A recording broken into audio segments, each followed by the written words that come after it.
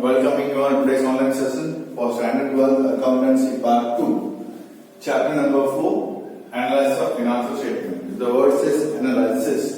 हमें स्टेटमेंट को एनालाइज करना है, तो कौन से स्टेटमेंट को मुझे एनालाइज करना है? That is balance sheet and profit and loss को मुझे एनालाइज करना है। एनालिसिस क्यों करते हैं? एनालिसिस हम इसलिए करते हैं, स्टेक होल्डर जो होते हैं वो एनालिसिस करते हैं कि वेदर उनके इन्वेस्टमेंट्स की, इन्वेस्टर्स की बात करें तो उनके इन्वेस्टमेंट सेफ है कि नहीं है। क्रेडिटर्स मेरी बुक्स ऑफ अकाउंट्स एनालाइज करते हैं, उनको उनके टाइम पे पैसे मिलेंगे या नहीं मिलेंगे। बैंक एनालिसिस करती है अगर लोन दिया है तो कि उनको उनके पैसे प्रिंसिपल अमाउंट विद इंटरेस्ट मिलेगा कि नहीं मिलेगा। ओके, डेटर्स एनालिसिस करते हैं। ओके, शेयर होल्डर्स एनालिसिस करते हैं, कंपनी खुद एनालिसिस करती है कि whether the efficiency of the management is proper और नॉट। ठीक है, तो ये सब स्टेटमेंट्स का एनालिसिस करते हैं। So how to analysis, what are tools for analysis, कैसे एनालिसिस हमें करना है। So there are basically two methods which you are going to learn in this particular chapter. From this particular chapter, a sum of 4 marks is going to be asked. One sentence and one MCQ is also going to be asked. Let me just, okay, it's not mentioned over here.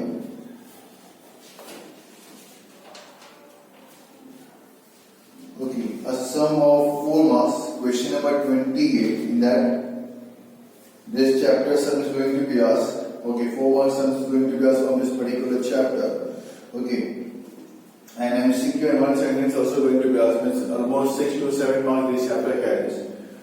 This chapter is very much easier. There are two methods which you are going to learn from this particular chapter. So methods, which is there. One is comparative statement, and the other is common size statement.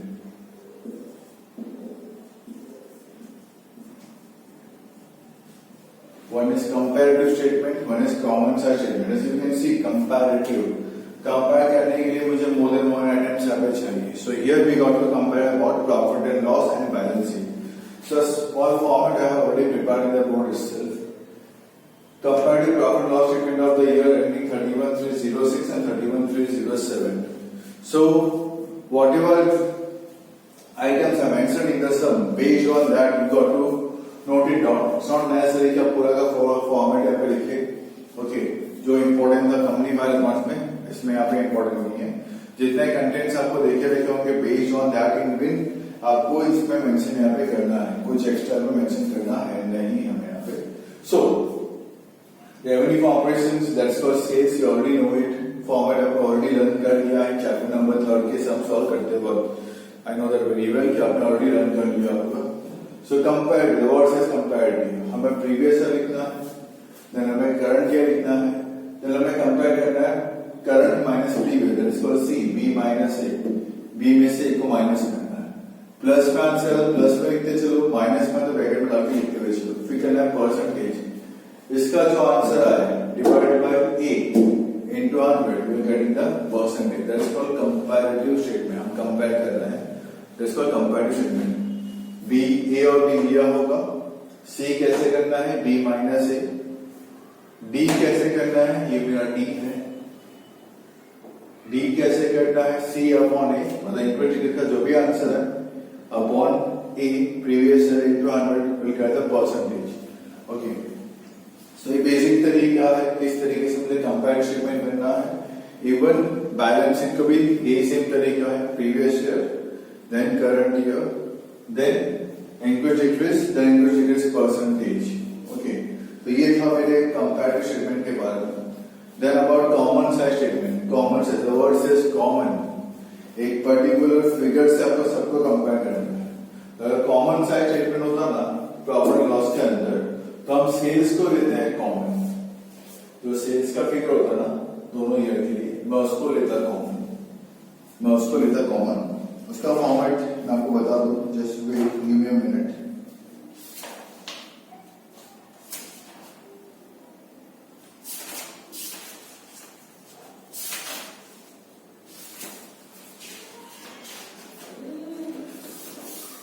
Okay, उसमें भी आप ऐसे कर सकते हो, previous year current year, then percentage to sales, यहाँ पे क्या लिखते हैं, परसेंटेज टू सेल्स लिखेंगे,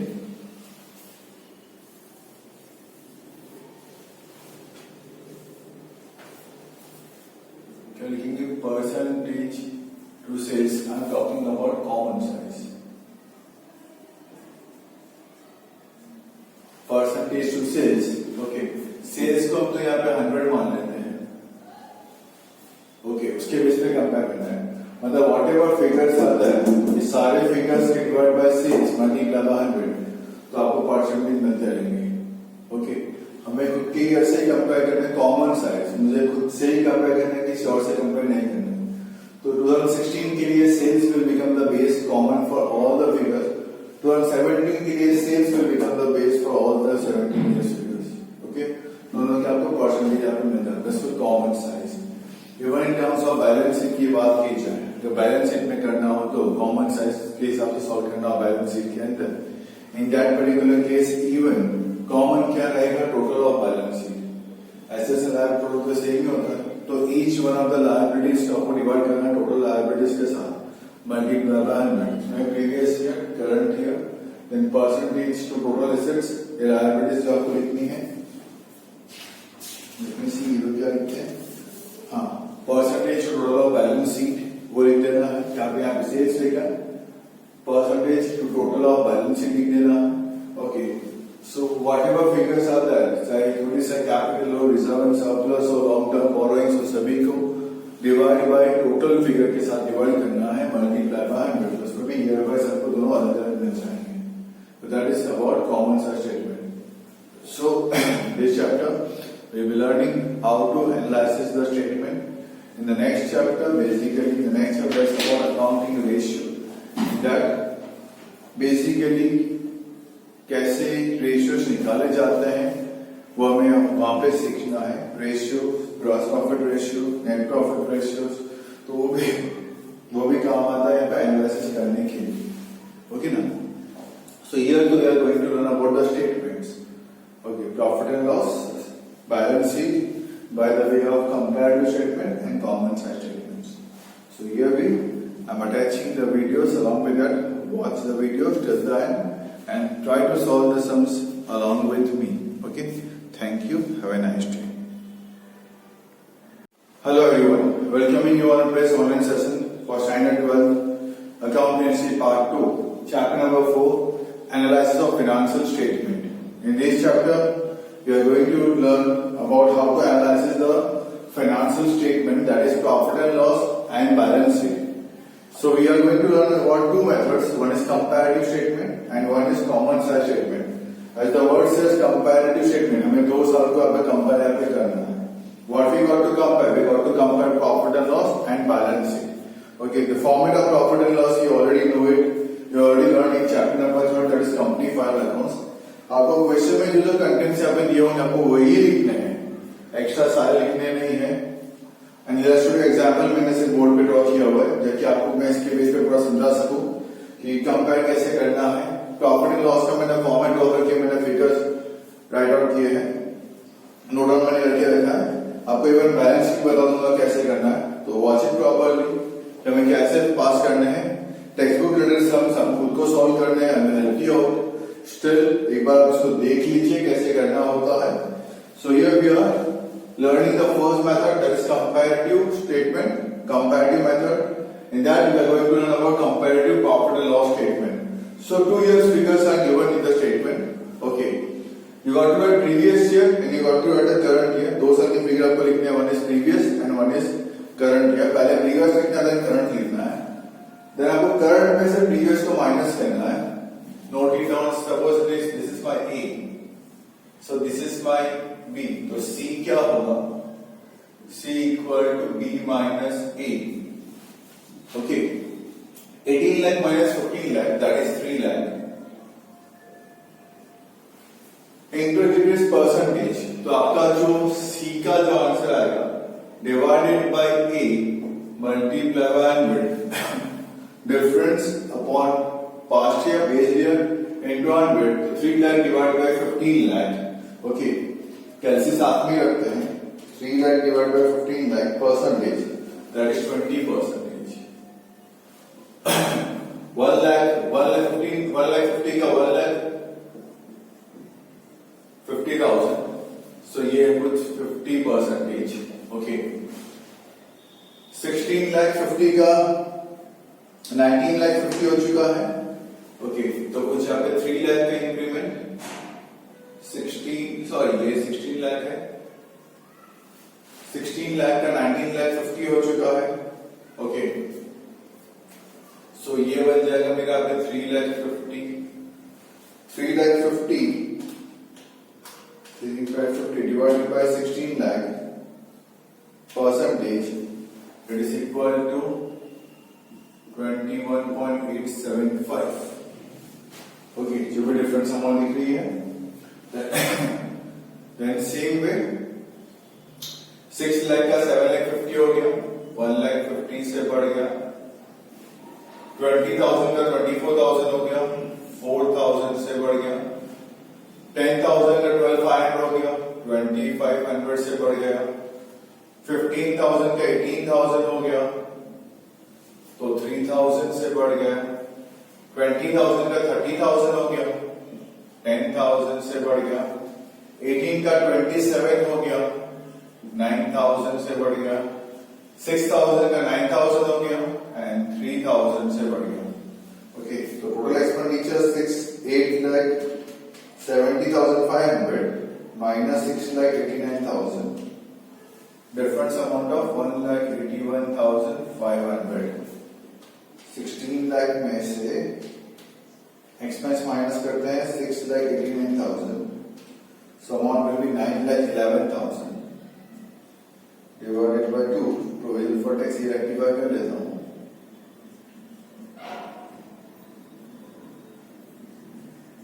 okay, so as we can see the difference amount कैसे करना है. बी माइनस है, करंट ईयर माइनस प्रीवियस है. Now we got to find the percentage.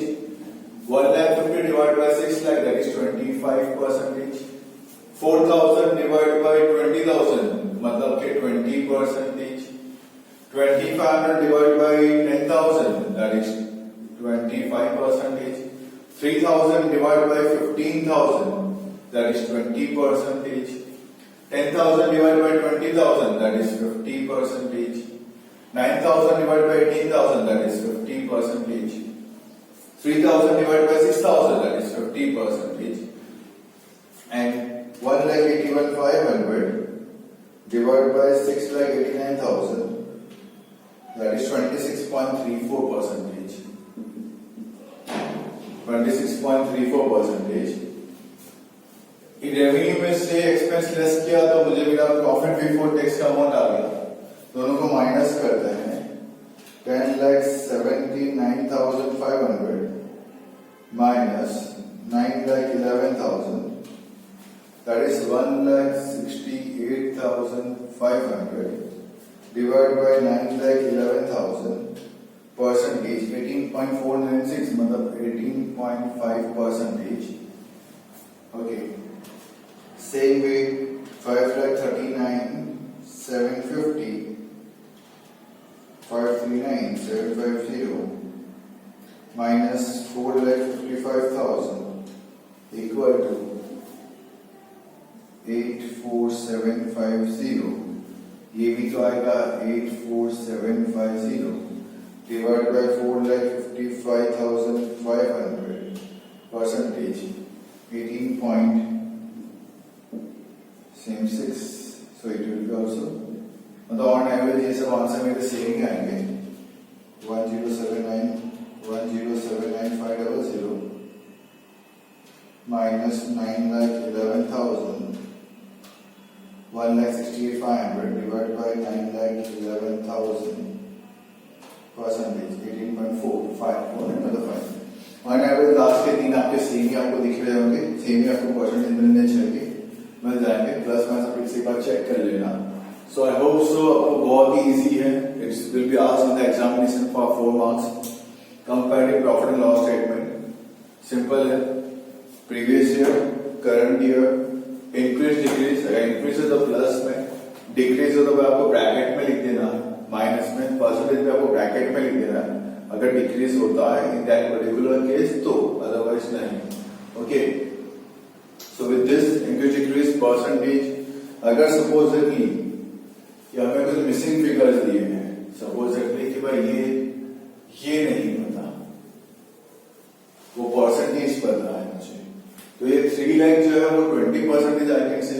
तो क्या करने का कैसे पे 3 लाख डिवाइड बाय 20%, क्या करने का इसमें, therefore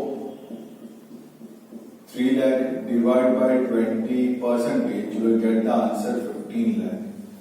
आ जाएगा 15 lakh.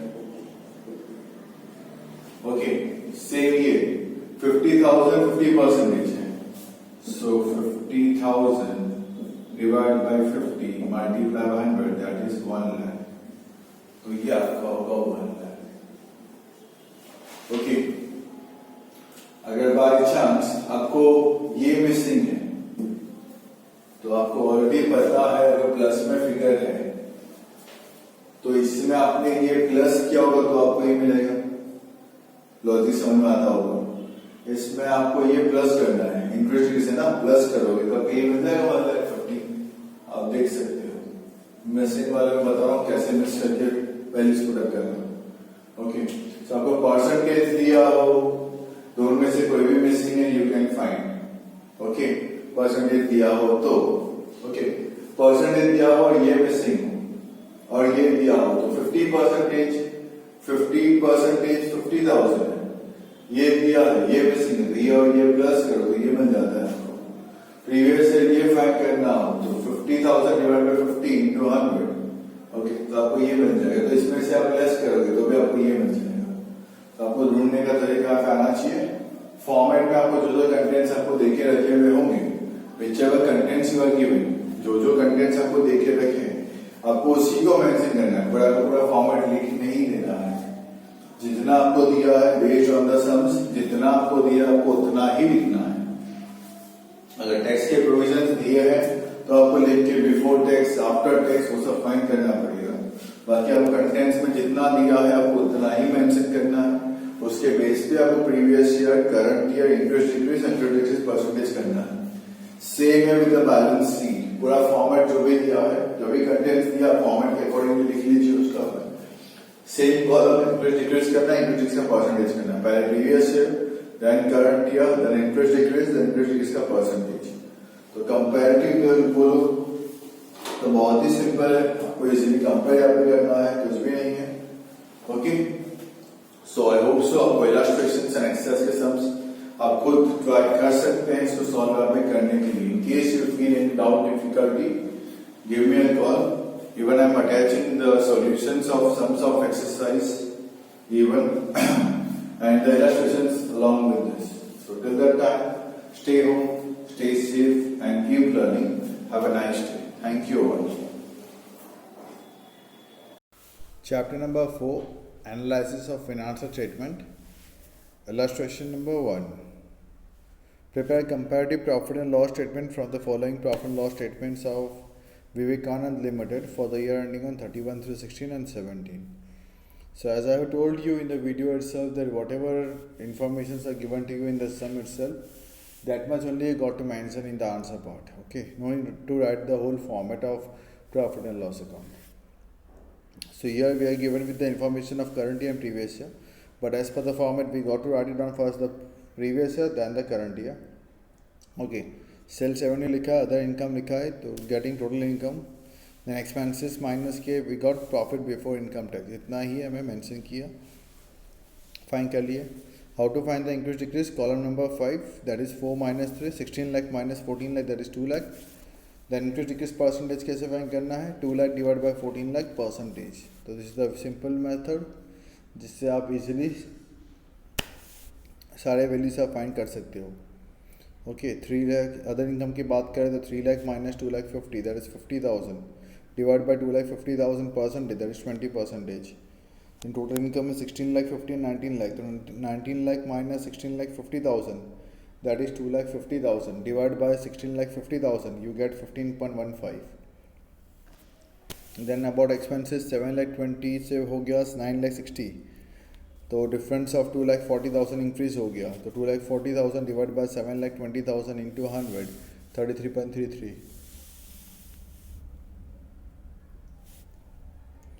Same way, profit before income tax, that is 9,30,000 of 016 and 17, that is 9,40,000. Difference of 10,000 divided by 9,30,000 into 100, 1.08%. तो आई होप सो आपको profit and loss statement as per comparative statement तो काफ़ी easily समझ में आ चुका है. You can see question number illustration number 2 even. Sales revenue दिया, अदर इनकम दिया, दोनों को प्लस करेंगे, you will get total revenue, total income, उसमें से एक्सपेंस क्लास करोगे, will get profit before tax. Income tax credit दिया है वो भी माइनस करना है अब आपको, so will get profit after tax. Datas find करना तो आपको ऑलरेडी आता है. The last 2 column which is increase decrease, अब आपको वो भी सीख लिया आपने कैसे करना है. Current year minus previous year से आपको इंक्रीज डिक्रीज मिल जाएगा. Okay, and after that and उसके बाद को निकालना उसका परसेंटेज, तो वो भी काफ़ी सिंपल है. इंक्रीज डिक्रीज का आपका जो भी यहाँ पे आंसर यहाँ पे आता हो, वो आंसर को आप प्रीवियस ईयर के फिगर से डिवाइड कर देना है, multiply by 100, you get the answer. Okay, illustration number 3, हमें वापस से प्रॉफिट एंड लॉस अकाउंट देके रखा है. सेल्स रेवेन्यू दिया है, अदर इनकम देके रखा है, cost of goods consume, financial expense, depreciation, other expense, income tax दिया है. सेल्स रेवेन्यू अदर इनकम को प्लस करोगे, you will get total income, इसमें से एक्सपेंसेस सब माइनस करोगे, you will get profit before tax. जैसे आपको मिलता है profit before tax, got to separate the income tax, you got profit after tax. पहले प्रीवियस ईयर करंट ईयर की कॉलम क्लियर कर लेना, फिर इंक्रीज डिक्रीज इन परसेंटेज करना कैलसी में, ईजी होगा आप लोग के लिए, और जल्दी जल्दी से समय पे आपका सॉल्व भी होगा, कंप्लीट भी होगा. ओके ना, आप देख सकते हो sum. If you feel any doubt difficulty is there, WhatsApp me up. I don't think इस चैप्टर में आपको कोई भी डाउट डिफिकल्टी होगी. सिर्फ प्लस माइनस डिवाइड करना ही आना चाहिए, that's it. Nothing else is in this particular chapter.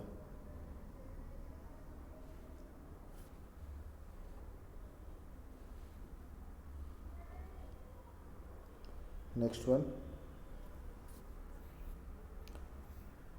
Scene.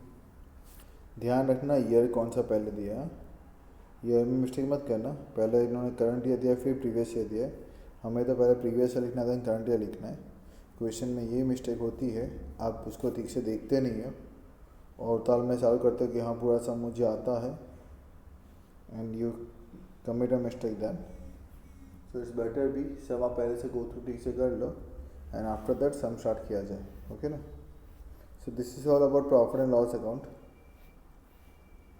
C percentage form data is also given. Sales revenue दे के रखा है, नेट परचेज फॉर रीसेल दे के रखा है, चेंज इन स्टॉक दिया है, अदर एक्सपेंस दिया है, percentage of cost of sales. Okay, क्या करना है, percentage of cost of sales है, वो आपका अदर एक्सपेंस है, और इनकम टैक्स है 30%. देख लीजिए, कॉस्ट ऑफ सेल्स मतलब opening stock plus purchase minus closing stock. Okay, you get cost of sales. तो फर्स्ट ईयर की बात की जाए, कॉस्ट ऑफ सेल्स कितना है, 6 lakh plus 50,000, that is 6,50,000. Okay, कितना परसेंटेज है फर्स्ट ईयर के लिए, 10% ऑफ कॉस्ट ऑफ सेल्स है. क्या है, other expenses, 10% of cost of sales. तो परचेज दिया है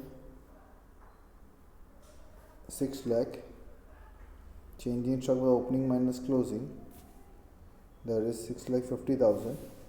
उसका 12%, आप देख सकते हो, जैसे 78,000 पहले फिगर करंट ईयर का, सॉरी प्रीवियस ईयर का, करंट ईयर का 9 लाख प्लस 9,50,000, उसका 10%, that is 95,000. Okay, so with this effect हमें अदर एक्सपेंस मिल जाता है. जैसे मुझे अदर एक्सपेंस के फिगर्स अवेलेबल हो गए, I got total amount of total expense then total income, मतलब ओनली सेल्स दिया हुआ है, में से टोटल एक्सपेंस मैंने माइनस कर दिया, I got profit before tax. उसमें से आपको इनकम टैक्स देख के रखा हुआ है, सब्ट्रैक्ट किया मैंने income tax, I got profit after tax. I hope सो बहुत क्लियर है आपको। कुछ भी चेंज नहीं तो यहाँ पर डैश दे के रखे थे, चेंज इन स्टॉक में as you can see there is no change in the figure, तो आपको डैश दे के रखा हुआ है, ओके ना। वन सेकेंड, अदर एक्सपेंस दिया है परसेंटेज ऑफ सेल्स, सेल्स आपको दिया 15 लाख, 15 लाख का 45% निकालना है और 15 लाख का ही 12% निकालना है, तो आपको अदर एक्सपेंस और अदर इनकम अवेलेबल होते हैं। मेंशन किया है percentage of sales.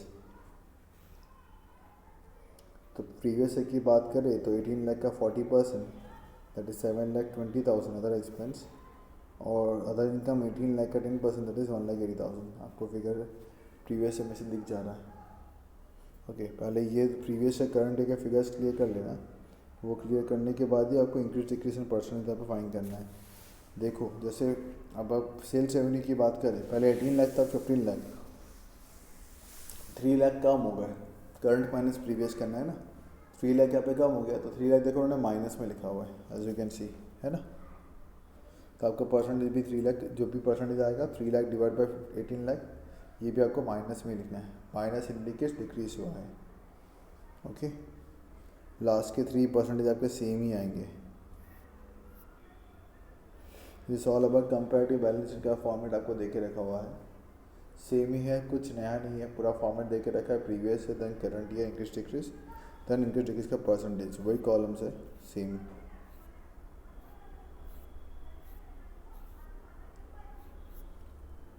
Illustration number 7, from the balance sheet of Startup India Company Limited of 31/16 and 31/17 prepare comparative balance sheet।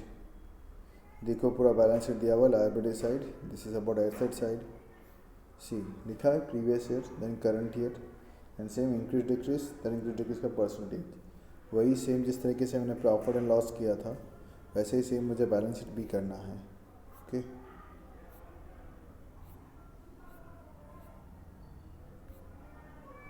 Minus है तो आपको माइनस में लिखना है, ब्रैकेट में लिखना है, मतलब उसका परसेंटेज भी फिर आपको ब्रैकेट में मेंशन करना है।